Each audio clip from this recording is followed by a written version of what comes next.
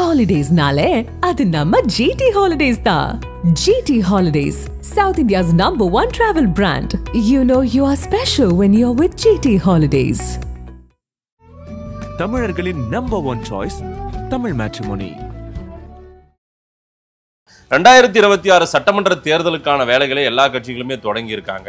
2026 சட்டமன்ற தேர்தல் இந்த முறை முடிந்த பிறகாக ஒரு கூட்டணி ஆட்சி தான் அமையும்னு பாக்குறீங்களா நீங்க? இப்பவும் திமுக கூட்டணியில எம்பிக்கள் அதிகம் வாங்கக்கூடிய கட்சிகள் ஒரு எம்பிக்கு 3 எம்எல்ஏ தான் வாங்குறாங்க. சரி. ஸோ அசம்பிளின்னு சொன்னா திமுகவோட கண்டஸ்டிங் சீட்டே வந்து ரொம்ப ஹெவியா போயிருது. இதுதான் இன்னைக்கு தனியாட்சி வர்றதுக்கான ஒரு காரணம். Vijay untested not proved. அவரு மாநாடு முடிஞ்சதும் கூட்டணி ஆட்சினாரு. 1% பலம் கொண்ட ஒருத்தர் கூட உங்க கூட கூட்டணிக்கு வரமாட்டான்னு நான் சொன்னேன். இன்னைக்கு அதுதான் நிலைமை. ஆனா இன்னைக்கு அது நிலைமை. நாளைக்கு அன்புமணி ஆப்ஷனை ஓபன் பண்றாரு, விஜய் ஆப்ஷனை ஓபன் பண்றாரு, ஓபிஎஸ் விஜய் ஆப்ஷனை ஓபன் பண்றார்.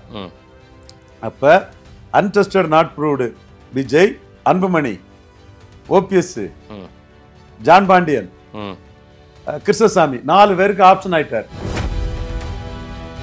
எதிர்கட்சி அந்தஸ்தியை இழந்த திமுக வரலாறு விஜயகாந்த் முன்னேறி எதிர்கட்சி தலைவராக இந்த வரலாறு எல்லாம் நடந்திருக்கு தமிழ்நாட்டுல சார். அது எப்படி ஏடிஎம்கே நீங்க ரொம்ப அண்டர் எஸ்டிமேட் பண்றீங்க? இன்னைக்கு 20-21% இருக்கு, 66 எம்எல்ஏ இருக்கிற ஒரு கட்சி சார். இதெல்லாம் உண்மைதான். Dead leader cannot lead a party. Jayalalithaa இன்னைக்கு 4வது இடம் போனாங்க. திருநெல்வேலியிலையும் ராமநாதபுரத்திலையும் கூட்டணியோட இருந்தும் சீமானுக்கு ஈக்குவலா தானே ஓட்டு எடுத்தீங்க. நீங்க சொல்றத கேட்கலையே டெல்லி. அண்ணாமலை சொல்றதும் ஆர்டி டீம் சொல்றதையும் வந்து டெல்லி கேட்டதா? அமித்ஷா கேட்டாரா? மோடி கேட்டாரா? கொஞ்சம் அமைதியா இருக்கிறீங்களா? கொஞ்சம் கேட்கறீங்களா?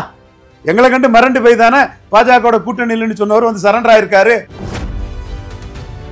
ஓபிஎஸ் மறந்துட்டீங்களே சார். இப்படியே அவரை நம்ம எல்லாருமே மறந்துடுவோம் போல தெரியுதா சார்? அவர் தனியா ஏதோ பண்ணுகிறாரு, அதான் கேள்வி வச்சேன்.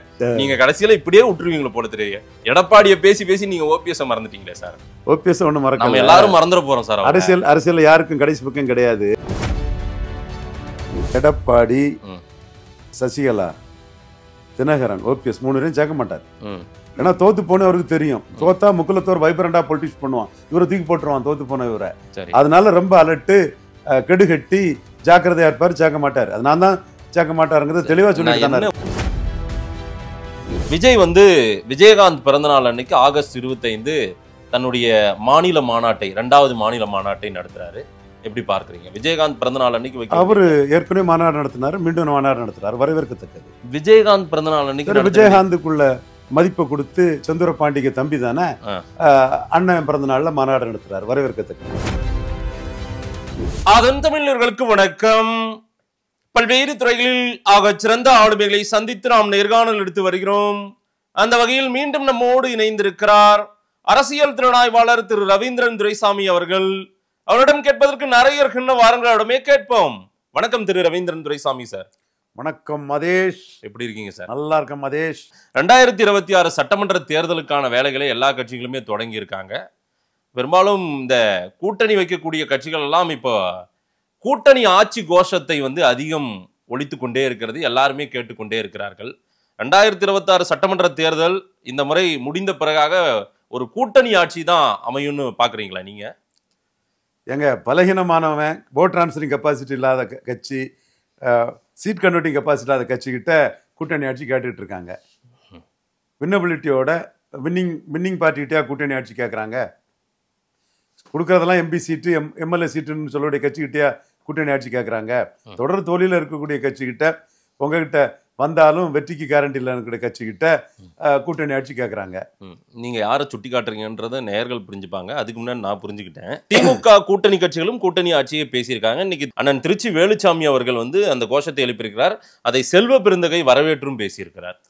செல்வ பெருந்தகை வரவேற்பாரு, திருச்சி ரெட்டியார் அண்ணன் பேசுவார். ராகுல் காந்தி நீங்கள் கொடுக்கறத கொடுங்கன்னு ஸ்டாலின்ட்ட வாங்கிட்டு போயிடுவார். ஏன்னா ஸ்டாலினை ராகுல் காந்திகிட்ட இருந்து கத்திரி போடணும்னு மோடி முயற்சி பண்ணுறாருங்கிறது ராகுலுக்கு தெரியும். இல்ல இப்ப செல்வ பெருந்தகையும் திருச்சி வெளிச்சாமிக்கும் திமுகவை விட்டுட்டு வேற எங்கேனா போகணும்னு ஒரு பிளான்ல இருக்காங்க. ஒன்றும் பிளான் இல்லை. ஆ. ராகுல் காந்தி சொல்றதான் செல்வ பெருந்தகை செய்துட்டு இருக்கிறாரு. ம்ஹும். ரெட்டியார் அண்ணன் எங்க அண்ணன், அவரு தனி ட்ராக் எங்க அண்ணன். துரைமுருகன் முட்டாள்தனமா பேசினாருன்னா நெத்தியடியா துரைமுருகனுக்கு லெஃப்ட் அண்ட் லைட் வாங்கக்கூடிய கெப்பாசிட்டி எங்க வேலுசாமி அண்ணனுக்கு உண்டு. அவர் வாங்கிட்டு தான் இருப்பாரு. திமுகவில் பொதுச் செயலாளரான்னு பார்க்க மாட்டார், எதுன்னு பார்க்க மாட்டார். இது பண்ண தப்பியா தெரியாம பேசுறான்னு கிளின்னு கிழிச்சு விடுவாரு. அது வேற ஸ்டைல். சரி, இல்ல கூட்டணி ஆட்சின்றது ஒண்ணு அப்படியெல்லாம் மலர வாய்ப்பு இல்லையா என்ன தமிழ்நாட்டுல? அப்படி ஒண்ணு நடந்தது இல்லைன்றதுனால அந்த ஃபார்முலா எல்லாம் எடுபடாம இருக்குமா தமிழ்நாட்டுல? கூட்டணி ஆட்சிங்கிறது தான் 52லே வந்தது. ம். கட்சிகள் வந்து உள்ள நுழைஞ்சுக்கிட்டாங்க. நுழைஞ்சி காங்கிரஸில் சேர்ந்து மந்திரி பதவியை வாங்கிட்டாங்க. படையாட்சி அமைச்சரானார் நாயக்கர். அவரும் முக்கிய பதவிகளை, மேல் சபை தலைவர் பதவிகளை வாங்கிட்டாங்க. தென் 2006 அப்படி தான் வந்தது. காங்கிரஸ் வேண்டான்னு டாப்பில் முடிஞ்சு போச்சு. திமுக ப்ளஸ் காங்கிரஸே மெஜாரிட்டி வரும்னு சொல்லும்போது, காங்கிரஸ் வேண்டான்னு சொல்லும்போது அங்கங்கே மைனாரிட்டி ஸ்ட்ரென்த்து தான் டிஎம்கேக்கு இருந்தது. 2006 தான். காங்கிரஸ் வேண்டான்னு சொல்லும்போது அந்த கேள்வி எழல. 80ல் அது வரும்போது 50-50 வரும்போது எம்ஜிஆர் கேட்டார், இந்திரா காந்தி சொல்லக்கூடாது, தமிழக மக்கள் சொல்லணும்னு சொல்லும்போது மக்கள் தலைவர் எம்ஜிஆருக்கு தனி மெஜாரிட்டி கொடுத்துட்டாங்க. பாராளுமன்ற தேர்தல் வேறு, அசம்பிளி வேறங்கிற அடிப்படையில் தனி மெஜாரிட்டி கிடச்சிது. வேறு 77 4 முனை போட்டி, 89 4 முனை போட்டி. அப்புறம் 84 பார்லிமெண்ட்டை காங்கிரஸ் கிட்ட சரண்டர் பண்ணிட்டார் எம்ஜிஆர். சரண்டர் ஆயிட்டாரு. ஜெயலலிதா 91 பார்லிமெண்ட்டை சரண்டர் ஆயிட்டாரு. ஏன் 98 கூட மூப்பனார் மேஜர் பார்ட்னராக கலைஞர் அலோவ் பண்ணார். ஸோ சூழ்நிலையில் அப்படி போயிட்டு இருக்குது. நடைமுறை அரசியலுக்கு அந்த கூட்டணி ஆட்சின்றது ஒன்று சாத்தியமா சார்? இப்போ கூட்டணி ஆட்சிங்கிறது வந்து மெஜாரிட்டி வரலன்னா கூட்டணி தான். அது என் கூட்டணி ஆட்சின்னு படையாட்சி சொல்லலை. காங்கிரஸில் மெர்ஜ் ஆயிட்டாரு. சென்ட்ரல் கவர்மெண்ட் தான் முக்கியம்னு இந்திரா காந்தி அம்மையார் சொல்லலை. அதே மாதிரி ராஜீவ் காந்தி இவங்கெல்லாம் வந்து 2/3 எம்பி போதும் எங்களுக்குன்ட்டு போயிட்டாங்க. அதனால தான் இது சாத்தியப்படுது.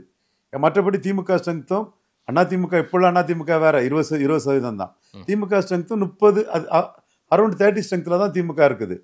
அவங்க எப்படி தனியாட்சி பண்ணுறாங்கன்னா பார்லிமெண்ட்டை மற்றவங்களுக்கு அதிகம் கொடுத்துருவாங்க. 10 பார்லிமெண்ட்டுக்கு 60 சீட்டு வாங்கணும். 60 வாங்க மாட்டாங்க, 25-30 நிறுத்திக்குவாங்க. ஸோ இப்படி பார்லிமெண்ட் மட்டும் போதும்னு இந்திரா காந்தி அம்மையார் வந்து 71 சொன்னாங்க. இப்படி பார்லிமெண்ட்டை தேசிய கட்சி ஏற்றி வாங்கிக்கிட்டு அசம்பிளியில் குறைவாக சீட்டு வாங்குறதுனால தனி ஆட்சியில் திராவிட கட்சிகள் உறுதியாக இருக்கிறாங்க. அது நடக்குது. இப்போ எடப்பாடி 20 கீழே போயிட்டாரு. இன்னும் சொல்ல போனால் நோட்டாவுக்கு கீழே ஜெயலலிதா உயிரோடு இருக்கும்போது போன ஒரு நாம் தமிழரோட கீழே 4வது இடத்துக்கு போயிட்டாரு. புதுச்சேரியில் அப்படி போயிட்டாரு. இப்படிப்பட்ட இடங்கள் வரும்போது எடப்பாடி பலகீனமாக இருக்காரு. அவர்கிட்ட பேரம் பேசுறதுக்கும் அதிக சீட்டு வாங்குறதுக்கும் கூட்டணி ஆட்சின்னு பாஜக சொல்றாங்க. வெறும் ஏடிஎம்கே மட்டும் சொல்லலன்னு நான் சொன்னேன், திமுக பக்கமும் கேட்கறாங்கன்னு சொன்னேன். திமுக கட்சியில் இருக்கிறத கொள்கையாவே வச்சிருக்கிற விடுதலை சிறுத்தைகள் அவங்களுமே அந்த கோஷத்தை இன்னும் எங்களுக்கு அது வந்து இன்னும் அலைவுல தான் இருக்குன்னு சொல்லிட்டு தானே இருக்காங்க. 26 கேட்கல, 26 கேட்கல சார். அவங்க தேர்தலை ஒட்டி கேட்பாங்கன்னு பல முறை சொல்லியிருக்காங்க. இப்பவும் சொல்றாங்க தேர்தலை ஒட்டி நாங்க வைப்போம், அதையும் ஒரு கோரிக்கையா வைப்போம். அவங்களுக்கு வேற ஆப்ஷனே இல்லை. கூட்டணி ஆட்சி கோஷம் ஒலிக்கிறதுல தப்பே இல்லை. அந்த கான்செப்டே முதறிஞ்ச ராஜாஜி கோட்டை விட்டது தான். சரி, அவர் வந்து அண்ணாவே வந்து காஞ்சிபுரத்தில் தோத்து போனார். இது எவனும் சொல்ல மாட்டான். காஞ்சிபுரத்தில் கலைஞர் தஞ்சாவூரில் பரிசுத்த நாடார் தோக்கடிக்கும் போது பெருஞ்சர் அண்ணா பிறந்தகை காஞ்சிபுரத்தில் செம லீடிங்கில் தோத்து போயிட்டாரு. அதனால மன வலிமை இழந்துட்டாரு. காஞ்சிபுரத்தில் மீண்டும் நிற்கிறத விட அவர் சென்னையில் வந்து நிற்கிறாரு. சென்னையில் 67 அசம்பிளிக்கு நிற்கல, பார்லிமெண்ட்டுக்கு நிற்கிறார். தென் சென்னையில் 6 தொகுதிகள் உள்ளடக்கிய பார்லிமெண்ட்னா குறி வச்சு தோக்கடிக்க முடியாதுன்னு சேஃபர் சைடு நிற்கிறாரு. அப்போ கூட்டணி ஆட்சின்னு ராஜாஜி கேட்டிருந்தா அண்ணா ஒத்துருப்பாரு. ராஜாஜி என்ன நினைச்சாரோ எது நினைச்சாரோ தெரியல. அவரு 10% பலம் கொண்ட ஒரு அணியில இருந்தாரு. அண்ணா 27% இருந்தாரு. மற்ற கட்சிகள்லாம் வந்து 50க்கு மேல போச்சு. அப்போ ராஜாஜி அந்த கண்டிஷனை போட்டிருக்கணும். அவரு தனி மெஜாரிட்டி வராது, நம்ம சிஎம் ஆட்டே ஆயிரலாம்னு நினைச்சிருப்பாரு. கூட்டணி ஆட்சின்னு கண்டிஷன் போட்டா கூட்டணி ஆட்சியில எவனோ நம்ம கட்சிக்காரன் மந்திரி ஆவான் அண்ணா சமாளிச்சிருப்பாரு அன்னைக்கு கேட்டிருந்தா. சரி, அதுலதான் கூட்டணியா நின்று தனிச்சு திமுக ஆட்சி அமைச்சிட்டாங்க. கேரளாவிலலாம் கூட்டணியா நிற்கிறவங்க கூட்டணி தான் ஆட்சி அமைப்பாங்க. லோனப்பன் நம்பாடன் ஒரு எம்எல்ஏனாலும் மந்திரி சபை உண்டு. நீலலோகேசன் நாடார் ஒரு எம்எல்ஏனாலும் மந்திரி சபை உண்டு. அதே மாதிரி வெஸ்ட் பெங்கால்லையும் இப்போ மம்தா தனியாட்சி, லெப்ட் பிராண்ட்னா ஒரு எம்எல்ஏனாலும் மந்திரி சபை உண்டு. இதுதான் வழக்கம். இந்த மாதிரிப்பட்ட இதுகள் வந்து யூபியில் இருக்குது, மகாராஷ்டிராவில் இருக்குது, பல மாநிலங்களில் இந்தியாவுக்குள்ள அந்த தன்மைகள் இருக்கத்தான் செய்யுது. பீகார் பல இடங்கள்ல இருந்துட்டு இருக்குது. தமிழ்நாட்டிலையும் அந்த இது வராதது காரணம் தேசிய கட்சிகள் எங்களுக்கு எம்பி போகுதுங்கிற ஒரு இதுவும் பற்பல சந்தர்ப்ப சூழ்நிலை காரணமாக தான் அது வராமல் போயிருக்குது. இப்பவும் திமுக கூட்டணியில் எம்பிக்களை அதிகம் வாங்கக்கூடிய கட்சிகள் ஒரு எம்பிக்கு 3 எம்எல்ஏ தான் வாங்குறாங்க. சரி. ஸோ அசம்பிளின்னு சொன்னால் திமுகவோட கண்டஸ்டிங் சீட்டே வந்து ரொம்ப ஹெவியாக போயிருது. இதுதான் இன்னைக்கு தனியாட்சி வர்றதுக்கான ஒரு காரணம். தனி பெரும்பான்மை கிடைக்கலன்னா அப்போ கூட்டணி ஆட்சி கொடுக்க வேண்டிய நிலைக்கு யாருமே தள்ளப்படுவாங்கல்ல? கண்டிப்பாக அப்படி தள்ளப்பட்ட சூழ்நிலையில சோனியா காந்தி வந்து கலைஞர்கிட்ட வேண்டாம் நீங்கள் தனியாட்சி அமைச்சுடுங்கன்னு 2006 சொல்லிட்டாங்க. சரி. இல்லை இப்போ அந்த மாதிரி டிமாண்ட், ஏன்னா இது ரொம்ப அதிகமாக கோஷமாக இருக்கிறதுனால அதுக்கான வாய்ப்புகள் இருக்குமான்னு நான் கேட்குறேன் உங்ககிட்ட. நீங்கள் பழைய வரலாறு சொல்கிறீங்க, நான் இப்போ கேட்குறேன். அதான் இதில் so many ifs and buts. DMK தனி மெஜாரிட்டி வந்து அந்த கொஸ்டின் ஒன்று அரைஸ். ஓகே. அப்படியே காங்கிரஸ் சப்போர்ட்டோட தான் திமுக வர முடியும்னு சொன்னால் காங்கிரஸ் ஒன்றும் இன்சிஸ்ட் பண்ண போகிறதில்ல. இங்கே 4 பேர் மந்திரி ஆதை பற்றி டெல்லி காங்கிரஸ்காரனுக்கு ஒன்றும் கவலை கிடையாது. செல்வ பிறந்தைக்கு டெப்டி சீஃப் மினிஸ்டர் ஆசை கூட இருக்கலாம். எங்கள் அண்ணன் திருச்சி வேலுச்சாமிக்கு அமைச்சர் ஆசை இருக்கக்கூடாது நான் சொல்ல மாட்டேன். ஆனால் ராகுல் காந்திக்கு இந்தியாவை பிடிக்கிறதுக்கு ஸ்டாலின் நம்ம கூட இருந்தால் போதும், மோடி நம்மளுக்கும் ஸ்டாலினுக்கும் கத்திரி போட்டுறக்கூடாதுங்கிறது தான் ராகுல் காந்திக்கு ஒரே நோக்கம். ரைட். நான் அடுத்து ஓபிஎஸ் கிட்ட வரேன் சார். கொஞ்சம் சுவாரஸ்யமாக இருக்கும். ஓபிஎஸ் தனியாக ஒரு ஆலோசனை கூட்டமெல்லாம் நடத்தி முடிச்சிருக்காரு. எல்லாரையும் கூப்பிட்டு பண்டூட்டி ராமச்சந்திரன் எல்லாம் பேசினாரு, அதெல்லாம் பார்த்தோம். மாநாடு ஏதோ நடத்த போவதாகலாம் சில தகவல்கள் வந்தது. அதே போல விஜய்க்கு ஆதரவு கொடுப்பது போல சில செய்திகளும் பரவுகிறது.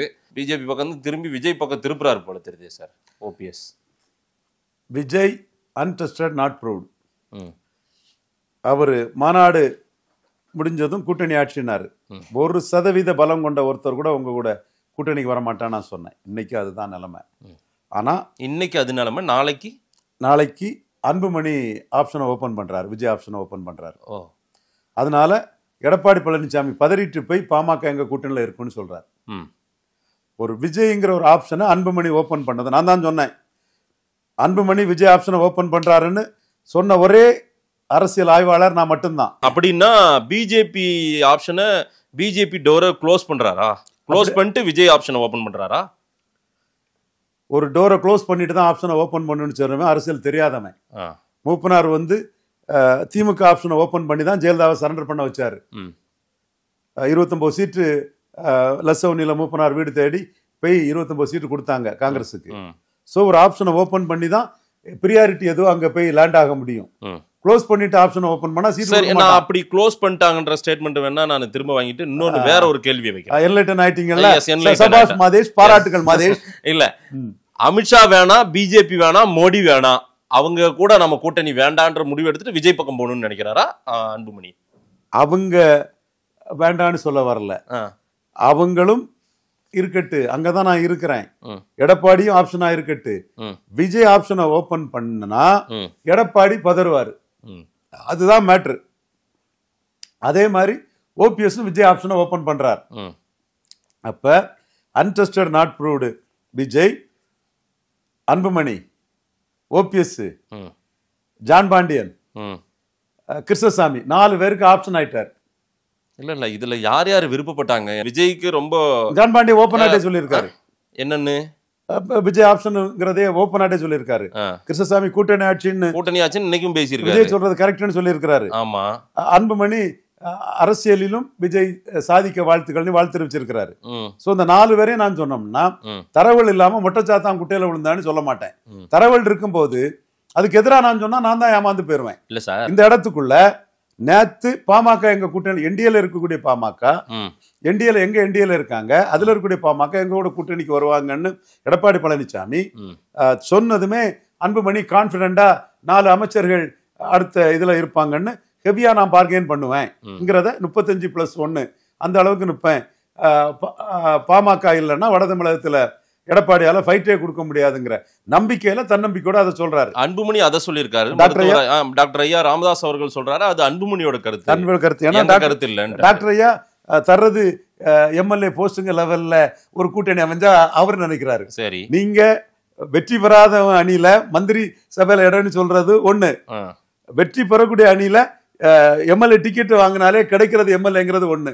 எவன் வெற்றி பெறக்கூடிய அணி யாரு கொடுக்கறதெல்லாம் எம்பி போஸ்ட் எம்எல்ஏ போஸ்ட், யாருக்கு vote transferring capacity seat converting capacity கிடையாதுங்கிறதெல்லாம் நான் வெளிப்படையா சொல்ல வேண்டிய அவசியம் இல்லை. உங்களை விட மருத்துவர் ஐயாவுக்கு நல்லாவே தெரியும். கண்டிப்பா தெரியும். ஏன்னா உங்களுக்கும் அவர் ஒரு வகையில குருவா இருந்தவர் அவரு, அதனால அவருக்கு தெரியும்ல. அவர் கண்டிப்பா எம்எல்ஏ சீட் அது, நாளைக்கு மந்திரி ஆக முடியாது, ஆட்சியை பிடிக்க மாட்டாங்க அப்படின்ற எண்ணப்பாட்டுல அவர் சொல்ல மாட்டார் சார். அவருக்கு தெரியும். எல்லாரும் நீங்க எல்லாருமே எடப்பாடி ஒரு தட்டுனா எடப்பாடி என்ன அவ்வளோ என்ன ஒண்ணும் இல்லாதவரா, பலமாற்றவரா? ஜெயலலிதா இன்னைக்கு 4வது போயிருக்காங்க, எம்ஜிஆர் இன்னைக்கு 4வது போயிருக்காப்புல. ஆட்சி முத ஆட்சிக்கு வந்த புதுச்சேரியில 4வது போன எடப்பாடியை தான் தட்டுறோம். இதே பருதி இளம்பருதி கலைஞர் அவர்கள் 2 பேர், அதுல ஒரே ஒரு எம்எல்ஏ எல்லாம் சட்டசபைக்குள்ள போயிருக்காங்க. 23 எம்எல்ஏ ஜெயிச்சு எதிர்கட்சி அந்தஸ்தியை இழந்த திமுக வரலாறு, விஜயகாந்த் முன்னேறி எதிர்கட்சி தலைவராக இந்த வரலாறெல்லாம் நடந்திருக்கு தமிழ்நாட்டுல சார். அது எப்படி ஏடிஎம்கே நீங்க ரொம்ப அண்டர் எஸ்டிமேட் பண்றீங்க? இன்னைக்கு 20-21% இருக்கு, 66 எம்எல்ஏ இருக்கிற ஒரு கட்சி சார். இதெல்லாம் உண்மைதான். Dead leader cannot lead a party. Jayalalithaa இன்னைக்கு 4வது இடம் போனாங்க. திருநெல்வேலியிலையும் ராமநாதபுரத்திலையும் கூட்டணியோட இருந்தும் சீமானுக்கு ஈக்குவலா தானே சீட் எடுத்தீங்க. சரி, ஓட்டு எடுத்தீங்க. கலைஞர் காலத்திலே திமுக 2 சீட்டு தான் சார் வெற்றி பெற்றிருக்கு. வரலாறு தானே சார், உங்களுக்கு தெரிஞ்ச வரலாறு சார். அன்னைக்கெல்லாம் நீங்க பாலிடிக்ஸ்ல இருந்தீங்க. எங்க இருட்டை கொண்டு ஓட்டை அடைக்காதீங்க, நுண்டி குதிரைக்கு சர்க்குன சாக்குன்னு சொல்லாதீங்க, ஆட தெரியாதவா மேட கோணல்னு சொன்ன மாதிரி எடப்பாடிக்கு சப்பக்கட்டு கட்டாதீங்க. நான் கேட்கிற கேள்வி தெளிவா தான் இருக்குது. இதே எடப்பாடி ஜெயலலிதாவோட சிதம்பரத்துல சாய்ச்சிருக்கிறாரு. சரி, நாம நியாயத்தை பேசக்கூடியவங்க எப்படின்னு கேக்குறீங்களா? எங்க அண்ணா ரஜினிகாந்த், ஜெயலலிதா, பாஜக, நான் மதிக்கக்கூடிய சங்கராச்சாரியார் ஆதரவு பெற்ற கேண்டிடேட் தடா பெரியசாமி டெபாசிட் இழந்தாரு. ஜெயலலிதா கேண்டிடேட் டெபாசிட் இழந்தாரு எங்க சிதம்பரத்துல. நானே எங்க அண்ணன் சொன்னேன், இங்க நம்ம திருமாவுக்கு ஆதரிப்போம்னே, போலரைசேஷன் நடக்கும், திருமாவை ஆதரிப்போம்னே, மற்ற தொழில திருமா கேண்டிடேட்டை சப்போர்ட் பண்ண விட்ரா பண்ணிட்டு நம்ம அன்னைக்கு சப்போர்ட் பண்ண வைப்போம்னு அண்ணன்ட்ட சொன்னேன். அது ஓகே, அது நடந்த கதை. ரஜினிகாந்த் கேண்டிடேட் டெபாசிட் இழந்தது வரலாறு, ஜெயலலிதா கேண்டிடேட் டெபாசிட் இழந்தது வரலாறு. ஆனா அதே சிதம்பரத்துல இன்னைக்கு எடப்பாடி பழனிசாமி பாமக ஆதரிச்ச கேண்டிடேட்டை டெபாசிட் இழக்க வச்சிருக்கிறாரு. 36% வாக்கு எடுத்திருக்கிறாரு. விழுப்புரத்துல 36 எடுத்திருக்கிறாரு, சேலத்துல 38 எடுத்திருக்கிறாரு, கள்ளக்குறிச்சியில 40, நாமக்கல்ல 40. அப்ப இந்த பெல்ட்டுக்குள்ள இன்னும் சொல்ல போனா 23 எடுத்த தர்மபுரிக்குள்ள, இந்த 6 மக்களவைக்குள்ள, இந்த 36 செக்மெண்ட்டுக்குள்ள ஸ்டாலினோட இண்டிவிஜுவலா எடப்பாடி பழனிசாமி பெரிய தலைவர். ஸ்டாலினோட இண்டிவிஜுவலா எடப்பாடி பழனிசாமி பெரிய தலைவர். சரி, உங்க பார்வையில ஒரு பகுதியில பலமான ஒரு தலைவரை போயிட்டு நீங்க ஒண்ணுமில்ல அப்படின்னு அண்டர் எஸ்டிமேட் பண்ணிட்டே இருக்கீங்களே. Jayalalithaa, MGR cost neutral leaders. இது 2 ஜாதி கட்சியா போயிட்டுங்கிறதா எங்க மேட்ரு. எங்க யார் சொன்னது இது 2 சாதி கட்சியா இருக்கு? அண்ணாமலை சொன்னது. தமிழ்நாடு பாஜக தலைவர் அண்ணாமலை சொன்னது. அண்ணாமலை இப்ப எங்க இருக்காரு? அவர் கட்சியில ஆக்டிவா இருக்காரா? ஃபர்ஸ்ட் அதெல்லாம் சொல்றாரு. மக்கள் மாற்றத்தை மதிக்கிறேன், மக்கள் மாற்றத்தை. இன்னைக்கு என்ன பொசிஷன்ல இருக்காரு அண்ணாமலை? எங்க இருக்காருன்னு கேட்டீங்களா? அதுக்கு பதில் சொல்ல விடுங்க. மக்கள் மாற்றத்தை விரும்புறாங்க. பனைமரம் ஏறுறதையும் தென் ஆடு மாடு மேய்க்கிறதையும் மக்கள் விரும்புறாங்க. ரேடிக்கல் லீடர்ஸ் தான் உலகம் ஃபுல்லா பெருசா வந்துட்டு இருக்காங்கன்னு ஸ்ரீலங்கா எல்லாத்தையும் மனசுல வச்சு அண்ணாமலை சொல்றாரு. அண்ணாமலை எடப்பாடி பழனிசாமிக்கு ஒரு பெரிய செக்கா இருக்கிறாரு. ஆர்டி டீமும் பிஎம்ஓவும் அண்ணாமலை சார். நீங்க சொல்றத கேட்கலையே டெல்லி. அண்ணாமலை சொல்றது ஆர்டி டீம் சொல்றதையும் டெல்லி கேட்டதா? அமித்ஷா கேட்டாரா? மோடி கேட்டாரா? கொஞ்சம் அமைதியா இருக்கிறீங்களா? கொஞ்சம் கேக்குறீங்களா? எங்களை கண்டு மிரண்டு போய் தானே பாஜக கூட்டணியில் சொன்னவர் சரண்டர் ஆயிருக்காரு. ஆனா 20% ஓட்ட மோடி தலைமையில கொண்டு வந்தது எங்க சாதனையா? அமித்ஷா காத்திருந்து குருமூர்த்தி வீட்டுல 30 நிமிஷம் பார்க்க வேண்டியவர் எல்லாம் 15 நிமிஷம் பார்க்க வேண்டியவர் 3.5 மணி நேரம் உட்கார்ந்தாரா? 4.5 மணி நேரம் உட்கார்ந்தாரா? உண்மை. ஒரு அடி எடப்பாடி காக்க வச்சது. எடப்பாடி காக்க வச்சாருல்ல. ஒரு அடி எடப்பாடி விழுந்தாருன்னா 3 அடி அமித்ஷா விழுந்தாரு. மறுக்கல. விழ வச்சது ரவீந்திரன் துரைசாமியும் பிஎம்ஓ அண்ணாமலையும் சீமான ப்ரொஜெக்ட் பண்ணா நம்ம பரிதாபமா போயிருவோம்னு அரண்டு போய் விழுந்தாரு எடப்பாடி பழனிசாமி. இதை குறிச்சிக்க மாதிரி விழுந்தது யாரு சார்? அமித்ஷா 4 மணி நேரம் விழுந்து வெயிட் பண்ணி காத்திருந்து 7 சேர் போட்டு யாருமே உட்கார வைக்காம கடைசியில எல்லாம் அவங்க கட்சிக்காரங்களே உட்கார வச்சு வரல. இதெல்லாம் பாக்கலையா? சமகால வரலாறு தானே. அதத்தானப்பா நான் சொல்றேன். முதல்ல எடப்பாடி விழ வச்சது நாங்க தான் சொல்றோம்ல. அவர் பிஜேபியோட கூட்டணி கிடையாதுன்னாரு. இப்ப சீமான் பல்டிசாமியா இல்லையே, துணிவா நிக்கிறான. அண்ணாமலை அதைத்தானே சொல்றாரு. அண்ணன் சீமான் உறுதியானவர்னு உறுதியற்ற தலைவராட்டு எடப்பாடி பழனிசாமி ஆயிட்டாரா? Right sir. அண்ணாமலையோட பொசிஷன் என்ன இன்னைக்கு சொல்லுங்க பார்க்கலாம். அண்ணாமலையோட பொசிஷன் இன்னைக்கு எடப்பாடி கிட்ட பவர் பொலிட்டிக்ஸ் பண்றாரு.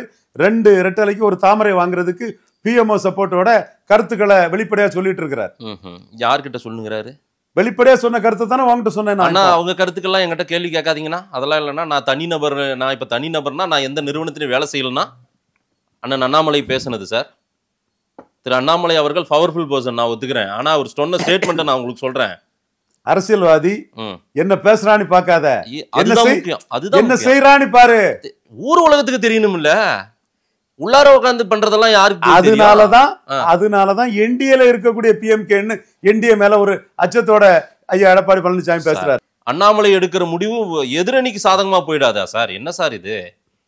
பொறுத்திருந்து பாருங்க என்ன நடக்குதுன்னு. அண்ணாமலை எடுத்த 11.4% வாக்குக்கு உரிய இடத்தை பெறுறதுதான் அண்ணாமலைக்கு நோக்கம். அதுல பிஎம்ஓ தெளிவா இருக்கிறாங்க. எடப்பாடி பழனிசாமி 10% ஓட்டுக்கு மேல பாஜக எடுக்கலன்னா 29 கலத்தி விட்டுருவாரு. மாஸ்டர் த ஆர்ட் ஆஃப் டீச்சிங்கிறத மோடி, அமித்ஷா, நட்டா, சந்தோஷ் எல்லாத்துக்கிட்டையும் நாங்க சொல்லியிருக்கிறோம். அவர் உள்ள வந்தது எங்களுக்கு லாபம் தான், நான் ஏற்கனவே சொல்லிட்டேன். இல்ல இன்னமும் பிஎம்ஓ வந்து அண்ணாமலை சொல்றது கேக்குறாங்களா, நயினார் நாகேந்திரன் சொல்றது கேக்குறாங்களா? பாஜக இல்ல அமித்ஷா டைரக்டியா எடப்பாடியோட பேசிட்டு இருக்காரா? பாஜக ஒன்னு கிளியரா சொல்லுங்க. நீங்க பாஜக எடப்பாடி அமித்ஷாவுக்கு ஒரு நேரடி டீல் நடந்துருச்சு சார். இனிமேல் டைரக்ட் நீங்களும் நானும் மட்டும் தான் பேசிக்கணும். நயனார் நாகேந்திரன் நீங்க இதெல்லாம் பண்ணுங்கன்னு சொல்லிதான் அமைச்சிருக்காரு. கூட்டணி ஆட்சின்னு அமித்ஷா தெளிவா சொல்றாரு. சரி, அதையே அன்புமணி தெளிவா சொல்றாரு. சரி, சவுத்லயும் வெஸ்ட்லயும் பாஜக இல்லாம எடப்பாடியால களத்துல நிக்க முடியாது. பாமக இல்லைன்னா எடப்பாடிக்கு வடக்கு இல்ல. அப்போ பாஜகவும் கூட்டணி ஆட்சின்னு அமித்ஷா சொல்றாரு. சரி, ரொம்ப கான்பிடண்டா அன்புமணியும் கூட்டணி ஆட்சின்னு சொல்றாரு. ஏன்னா பாமக ஒன்னாதான் நாளைக்கு பேரம் பேச வாய்ப்பு இருக்கு. நீரடித்து நீர் விழுவதில்லை, ஒரு தாய் மக்களும் சேர்ந்துக்கலாம். ஆனா ஈகோ இப்போ உச்சகட்டத்துல போயிட்டு இருக்கு, அதே நான் மறுக்க வரல. என்றாலும் வடக்க இந்த சூழ்நிலையில எடப்பாடிக்கு ஒரு கூட்டணி கட்சி வேணும்னா பாமக தான் இருக்குது. அதனாலதான் அவர் அவசரப்பட்டு வந்து பாமக எங்க கூட வருவாங்கன்னு கைத்தட்டல் பார்த்ததும் மயங்கி போய் பேசிட்டாரு. இதுவே எடப்பாடிக்கு ஃபால்ட் அல்ல, பலகீனம். நீங்க எடப்பாடியுடைய பலவீனத்தை ரொம்ப கவனமா மணிக்கணக்கில் நான் கேட்காத போதே சொல்லிட்டீங்க. ஓபிஎஸ் மறந்துட்டீங்களே சார். இப்படியே அவரை நம்ம எல்லாருமே மறந்துடுவோம் போல தெரியுதா சார்? அவர் தனியா ஏதோ பண்ணுகிறாரு, அதான் கேள்வி வச்சேன். நீங்க கடைசியில இப்படியே விட்டுருவீங்களா போல தெரியுங்க. எடப்பாடியை பேசி நீங்க ஓபிஎஸ் மறந்துட்டீங்களே சார். ஓபிஎஸ் ஒண்ணு மறக்க, நம்ம எல்லாரும் மறந்துட போறோம் சார். அரசியல் யாருக்கும் கடைசி பக்கம் கிடையாது. இல்ல எடப்பாடியே என்ன சொல்லிட்டாருன்னா, எந்த நிபந்தனையும் இல்லாமல் வந்து ஒருங்கிணைப்புக்கு தயார்னு ஓபிஎஸ் சொல்றாரு ஒரு ஸ்டேட்மெண்ட். அதெல்லாம் முடிஞ்சிருச்சுங்க, காலம் கடந்துருச்சுங்க அப்படின்ட்டாரு. முடிஞ்சு போச்சா? கடைசி பக்கமாயிருச்சு. எடப்பாடி, சசிகலா, தினகரன், ஓபிஎஸ் 3 பேரும் சேர்க்க மாட்டார். ஏன்னா தோத்து போன அவருக்கு தெரியும். தோத்தா முக்குலத்தோர் வைப்ரண்டா பொலிட்டிக்ஸ் பண்ணுவான், இவரை தூக்கி போட்டுருவான் தோத்து போன இவரை. அதனால ரொம்ப அலட்டு கெடுகட்டி ஜாக்கிரதையா இருப்பார், சேர்க்க மாட்டார். அது நான் தான் சேர்க்க மாட்டாருங்கிறது தெளிவா சொல்லிட்டு. ஓபிஎஸ் எதிர்காலம்னு கேட்கிறேன் சார். ஓபிஎஸ் எதிர்காலம் மக்கள் கையில இருக்குது, பிஜேபி கையில இல்ல. பிஜேபி கையில யாருக்கு எதிர்காலம் தமிழ்நாட்டில் இருக்குது? இல்ல அவரு அந்த பக்கம் தானே கொஞ்சம் ரொம்ப அன்பா இருந்தாரு. எங்க மோடி தான் மோடியின் வெற்றின்னு எடப்பாடி தான் சொன்னாரு. சரி, இவரு இந்திய ராணுவத்தின் வெற்றின்னு தானே ஓபிஎஸ் சொன்னாரு. சரி, அந்த கேஸை எதிர்பார்க்கிறாரு. பொதுச் செயலாளர் செல்லாதுன்னு வந்துடும் எதிர்பார்க்கிறார். எந்த கேஸ்? 4 வாரத்துல முடிங்கன்னு சொல்லிக்கிட்டு இன்னும் முடிக்காம இருக்குதுல்ல, அந்த கேஸ் இருக்கா என்ன? 4 வாரத்துல ஏன் முடிங்கன்னு இபிஎஸ் சொல்றாரு. மறுபடியும் கோர்ட்டு தானா சார் ஓபிஎஸ்? அந்த எலெக்ஷன் கமிஷன், இது கோர்ட் இல்ல. ஓபிஎஸ் மாநாடு சார். பாரு கூட்டத்தை பாரு மாநாட்டுக்கு.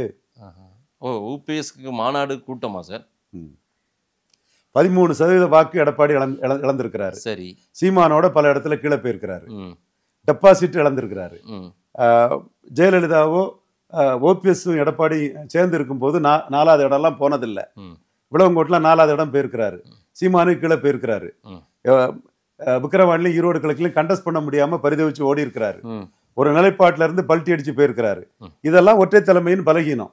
ஒற்றை தலைமை 2 ஜாதி தலைமையாட்டு ஆயிட்டு பிற ஜாதிகள் அதுல எதுக்குறாங்க. வேற வழி இல்லாம 10.5 பற்றி பேசாதவர் இப்ப 10.5 பற்றி பேசி எதிர்கட்சி தலைவரையாவது காப்பாத்திக்கலான்னு வாராரு. இதெல்லாம் இரட்டை தலைமை இல்லாததுல எடப்பாடிக்குள்ள 13% நஷ்டம். ஓபிஎஸ் 1% போயிட்டாரு, நோ இஷ்யூஸ். பட் இவர் 13% நட்டம் அடைஞ்சிருக்கிறாரு. ஓபிஎஸ்க்கு 1% கொடுக்குறீங்க? 1% தானப்பா எலெக்ஷன் ரிசல்ட். சரி, நான் இவர் 13% அவுட் ஆயிருக்காருங்கிற எடப்பாடி. Right sir. இப்போ விஜய் அன்டெஸ்டட் அன்ப்ரூவ் சொல்லுவீங்களா? எஸ். ஓபிஎஸ் 1% எடுத்திருக்கிறாரு ராமநாதபுரத்துல. இப்ப கடைசியா நின்ன தேர்தல் 1%. இப்போ அதாவது 1% கட்சி 1% கட்சி இல்லாத ஒரு தலைவரா இருக்காரு, ஒரு முன்னாள் முதலமைச்சர். ஆனா 13% எடப்பாடி கீழே தள்ளி இருக்கிறார். ஓ, அவரால தான் அது இரட்டை தள்ளப்பட்டிருக்கு. தலைமை ஒற்றை தலைமைனால ரெண்டு ஜாதி தலைமையான்னு பிற ஜாதிகள் எதிர்ப்பால விழுந்திருக்காரு. நாடார் பெல்ட்ல 3 தொகுதியிலும் டெபாசிட் இலக்க வைப்போம்னு சொன்னானா இல்லையா? சொல்லி நடத்தி காட்டினா இல்லையா? இல்ல சார், இழந்த 13% ஓபிஎஸ் கிட்ட இழக்கல அப்ப எடப்பாடி. ஓபிஎஸ் இழந்ததுனால 13% இழந்துட்டார். ஆனா அப்படின்னா இப்ப அவரை சேர்த்தா அந்த 13% வந்துருமா என்ன? இரட்டை தலைமையா சேர்த்தா ஓரளவு வரும்.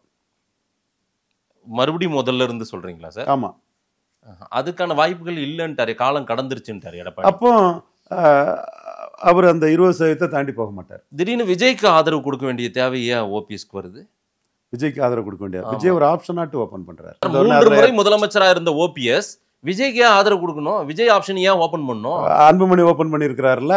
அன்புமணி ஓபன் பண்றாருன்னா அன்புமணி மத்திய அமைச்சரா இருந்தவர் ஓபன் பண்ணியிருக்கிறாருல்ல.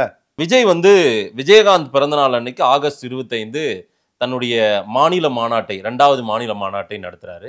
எப்படி பார்க்கறீங்க? விஜயகாந்த் பிறந்தநாள் அன்னைக்கு அவரு ஏற்கனவே மாநாடு நடத்தினாரு, மீண்டும் மாநாடு நடத்துறாரு, வரவேற்கத்தக்கது. விஜயகாந்த் பிறந்தநாள் அன்னைக்கு விஜயகாந்துக்குள்ள மதிப்பை கொடுத்து செந்தூர பாண்டிகை தம்பி தானே அண்ணன் பிறந்த நாள்ல மாநாடு நடத்துறாரு, வரவேற்கத்தக்கது. அதுல ஏதேனும் ஒரு நுட்பமான அரசியல் இருக்கா?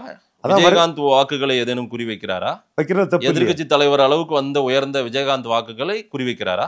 தப்பு இல்லையா? அதுல என்ன இருக்கு? இல்ல, அது வாய்ப்புகள் அப்படி அதை நோக்கி இருக்கான்றத நான் கேட்கிறேன். அந்த பிறந்த நாள்ல மாநாடு ஆரம்பிச்சா அந்த வாக்கெல்லாம் வந்துருன்னு இருக்கா? ஒரு விஜயகாந்துக்கு குட்வில் தனக்கு கிடைக்கட்டும் நினைக்கிறதுல தவறு இல்லை. சோ அதிமுக பாஜக கூட்டணிக்கு பலம் சேர்க்கும் விதத்தில் அண்ணாமலை வேலை செய்ய போறாருன்றீங்களா? இல்ல பிஜேபி பலம் சேர்ப்பதற்காக? பிஜேபிக்கு பலம் சேர்க்கறதுக்கு வேலை செய்ய போறாரு. 2 ரெட்டலைக்கு ஒரு தாமரை பெற்றாகணும், அதற்கான முன்னேற்பாடுகளை அவர் பவர் பொலிட்டிக்ஸ் பண்றாரு. அந்த ஃப்ரீ ஹேண்ட் டெல்லி கொடுப்பாங்களா சார் அவருக்கு? தமிழிசை இருக்கும்போது எல்லாருமே அந்த ஃப்ரீ ஹேண்ட் எடுத்தாங்க. ஓகே. அண்ணாமலை இருக்கும்போது எல்லாருமே அந்த ஃப்ரீ ஹேண்ட் எடுத்தாங்க. இப்பவும் அந்த ஃப்ரீ ஹேண்டை நேஷனல் பார்ட்டில எல்லாரும் எடுக்கத்தான் செய்வாங்க. அதான் தேசிய கட்சியில அந்த மாதிரி ஒரு முடிவு எடுத்ததான்றது பேச முடியும், ஆனா எடுக்க முடியுமா ஹைகமாண்ட் அப்படின்னு கேட்கிறேன் நான். இதை பயன்படுத்தி எடப்பாடிக்கு நெருக்கடி கொடுக்குறாங்க. எடப்பாடி இன்னைக்கு என்டிஏன்னு பேசுறாரு, என்டிஏல இருக்கக்கூடிய பாமக எங்கிட்ட வரும்னு பேசுறாரு. காரணம் அண்ணாமலை கொடுக்கக்கூடிய நெருக்கடி தான். ஸோ பார்கெனிங்க்கு இது வந்து வழிவகுக்குன்றீங்க. எவன் சொன்னாலும் சொல்லலைனாலும் பிஎம்ஓ மூலமா எங்க ஆர்டி டீம் முயற்சி மூலமா சீமான அண்ணாமலை சிஎம் கேண்டிடேட்டா ப்ரொஜெக்ட் பண்ணிடுவாங்கனால தான் எடப்பாடி பதறிட்டு இந்த என்டிஏக்குள்ள வந்தார். ரைட் சார், மக்கள்கிட்ட கொடுக்குறோம். நேரில் வந்து நேரம் கொடுத்து பேசுவதற்கு நன்றி. நன்றி.